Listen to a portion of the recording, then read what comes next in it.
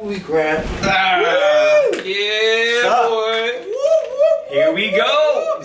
Yo, sorry we weren't as hyped with the Batman vs Superman thing. Like, we were just kind of like nervous in anticipation of what might have happened.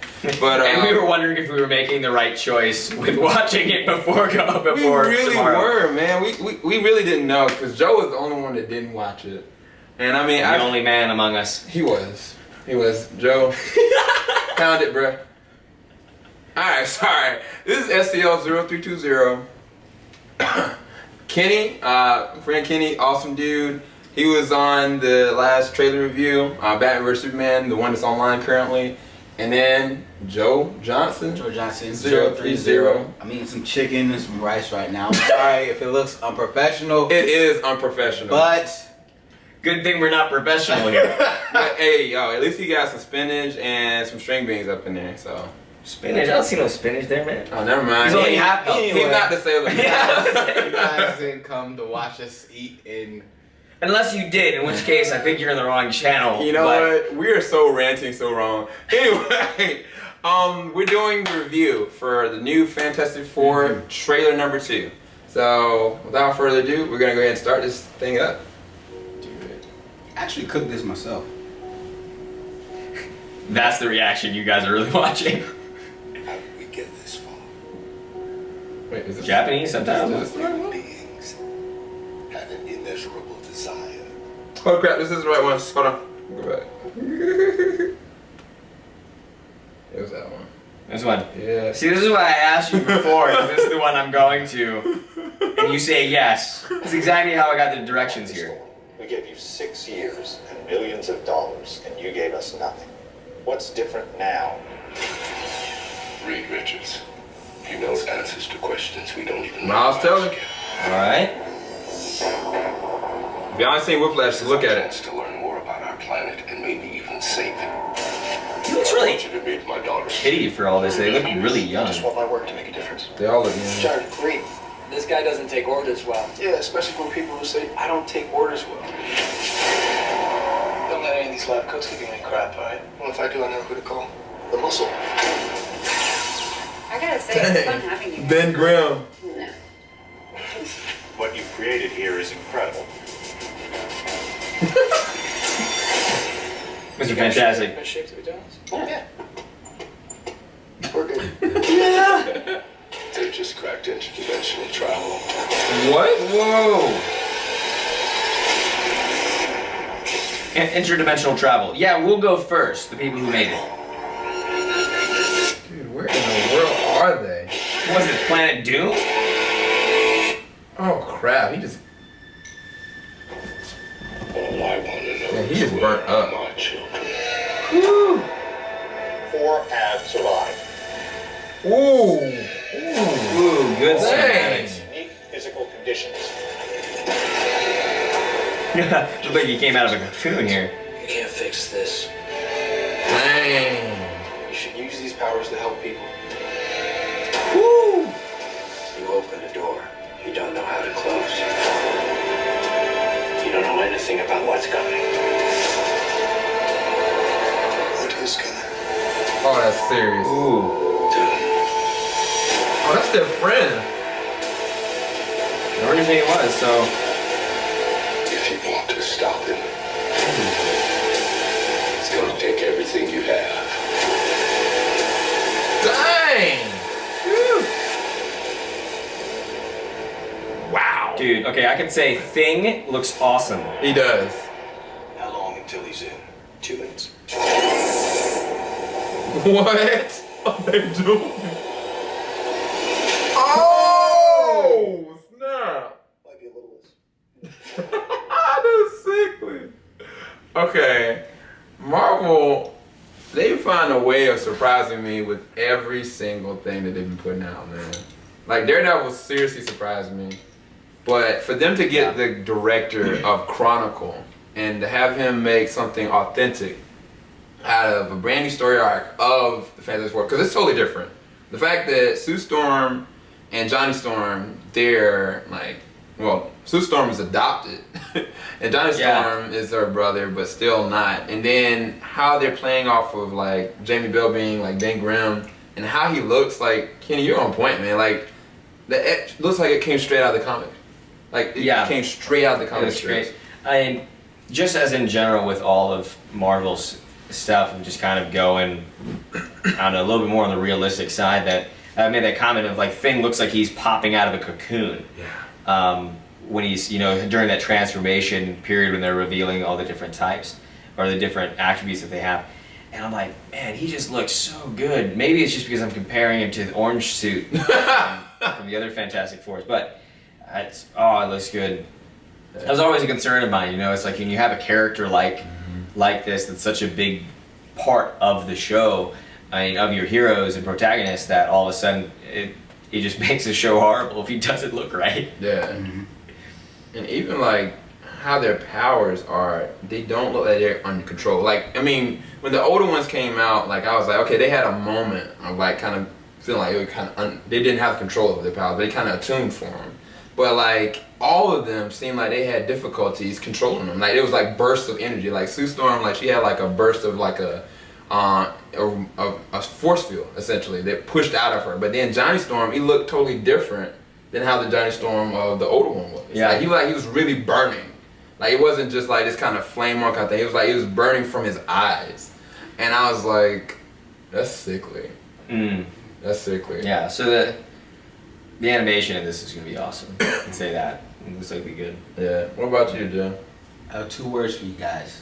Doctor Doom. I got to spat a little bit. I'm sorry. It's alright. It's a little chicken for later, man. Little chicken for That's why later. you don't eat with a review. Anyway, Learn it, YouTube. Learn it well. we're talking about probably one of the most dangerous villains in the Marvel universe here. True. He's probably at least my top 5. Oh, really? Yeah, I didn't top even know 5. that. Probably my top 5 worst villains you would want to fight. And I mean, the guy looks crazy. There's one part where they're showing like him walking in his cloak from the back, and like his cloak is like ripped, and it's dope. I'm just like, wow, this dude looks bad, man. Like he can really hurt someone, or like he looks very like a dark character. I'm just like, yes. Oh, wow. Yes. It's Toby Kebbell.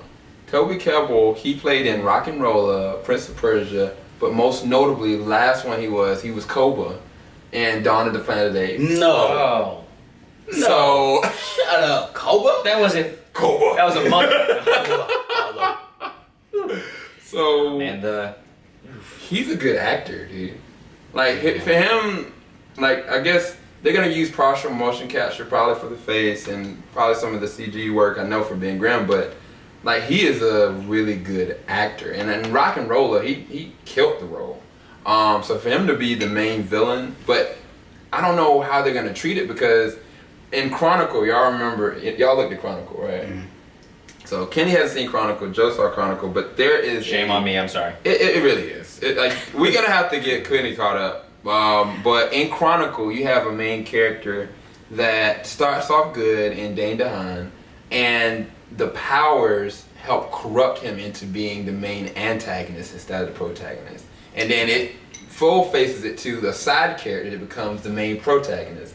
And so if the director does the same thing with Doom, like we might have something in the makers of greatness as far as how they can do a real origin story from scratch versus keeping the mythos. I was worried about this film because they weren't keeping it on the main track of the mythos. But if he does it right, like how I'm looking at this, like this is gonna be a sleeper hit, quite honestly. I'm actually excited for this now. Yeah, I mean, a few conceptual things that I find kind of interesting is I know in the previous Fantastic Four movies, you know, their powers almost erode, or they kind of talked about it as if their powers originated from their personality.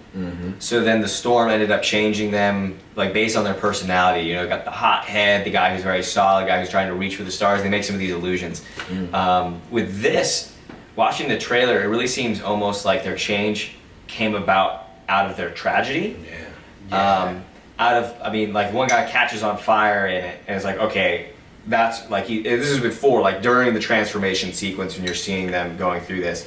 Where it's really, it seems like it's coming out of their tragedy of almost like how they could have died. Yeah. And then instead of dying in this transdimensional transportation that actually ends up changing them instead. Yeah.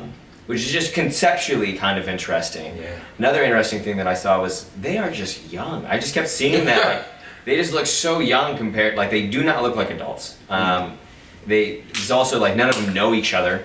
They're really all coming in, with the exception of brother and sister, obviously. But which still, even the move to have them adopted. That's even more. Yeah, it's even more. It's just adding a completely different dynamic, where they're really starting fresh. They're doing anything they can with it. I think that's one of the interesting things of, remaking this, is that they could do anything they want with it. Yeah.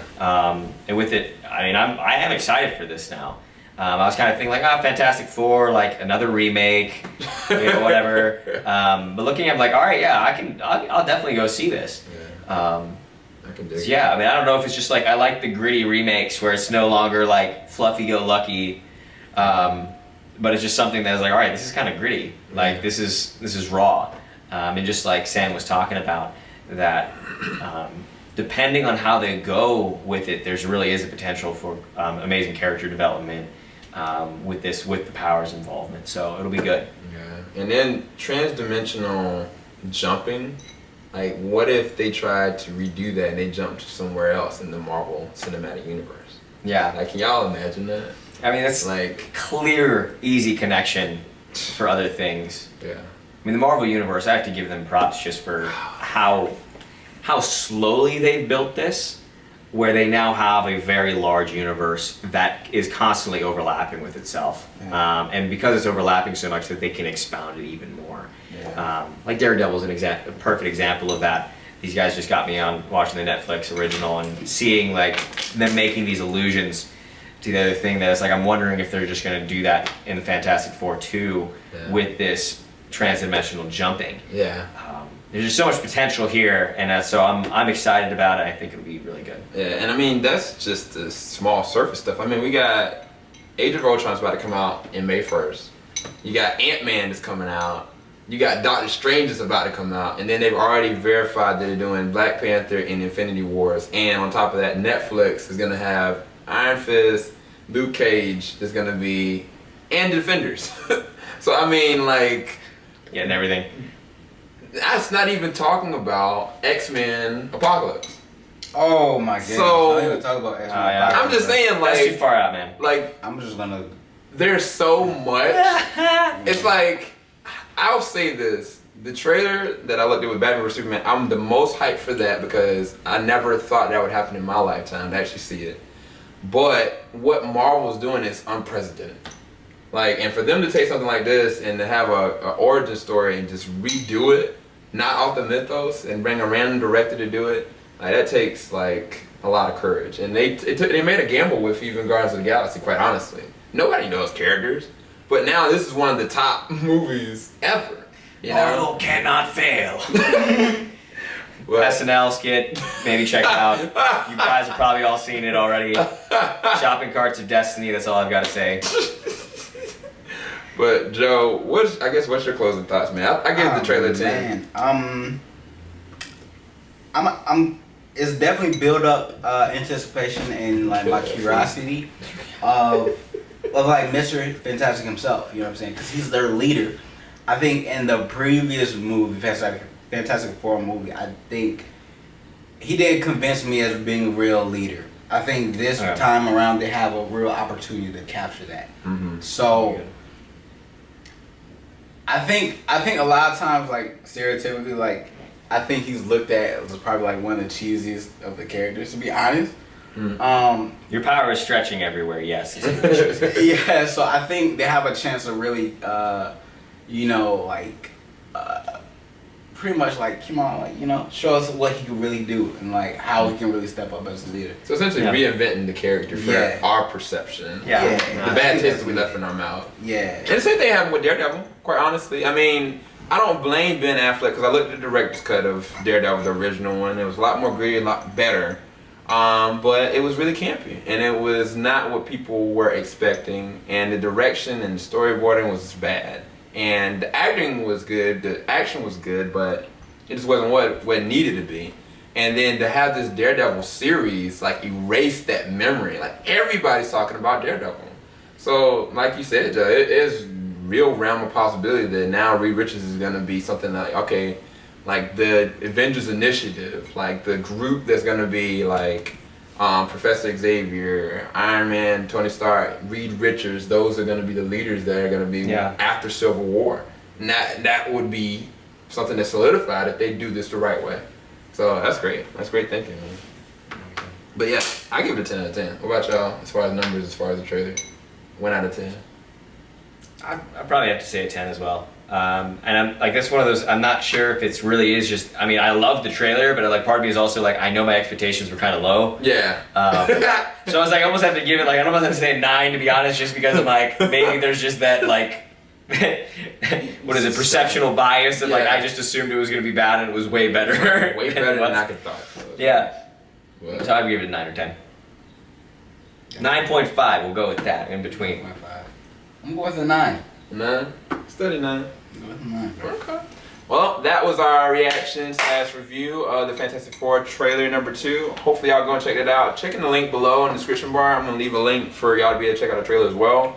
If you have any comments or any thoughts about what we were talking about or your perceptions of the trailer, please let us know in the comment section below. Yeah, and definitely leave a like. Leave a like. If you like this video, please like it. Yes, you know what I'm saying? like, subscribe, all of it. Do it. We're out like the Fantastic 3. Yeah, boy.